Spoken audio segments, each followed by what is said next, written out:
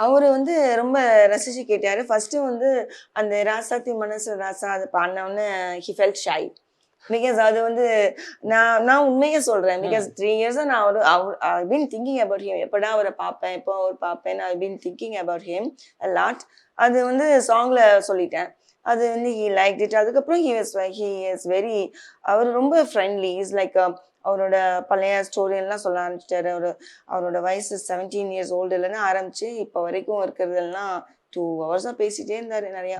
Every one things like அவர் வந்து ரொம்ப இதா பேசுவார். அப்படி ஒண்ணு அப்படிலாம் கிடையாது. He is a very good nice man. அது நீங்க பழகி பார்த்தா தான் தெரியும். You need to go and sit with him and talk. அவர் கூட இருக்கவங்களுக்கு தெரியும்.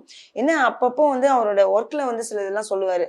இப்படி பண்ணா நல்லா இருக்கும், அப்படிதான் நல்லா இருக்கும். என்கிட்டயே சொல்லியிருக்காரு. நான் வந்து இப்படி சொன்னேன் அப்படின்னு. இல்ல சில ட்ரிம் பண்ண சொன்னாரு ரீ ரெக்கார்டிங்ல.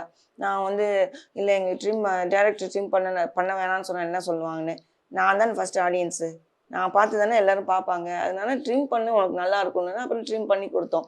அவருக்கு வந்து he felt positive vibes with me. அதனால வந்து ரொம்ப ரொம்ப ஈஸியா ஜாலியா எடுத்துக்குவாரு. ரொம்ப ஒரு டிஃபரண்டாலாம் இது பண்ண மாட்டாரு. ஒரு ஹார்ஷா பேச அதெல்லாம் பண்ணவே மாட்டாரு எங்ககிட்ட. நல்லா தான் பேசுவாரு, இது பண்ணுவாரு. அதனால எனக்கு I think I am a blessed person to have his நல்ல ஒரு ஃப்ரெண்ட்ஷிப் அவர்ட்ட கிடைக்கிறது ஐ அம் பிளெஸ்ட்.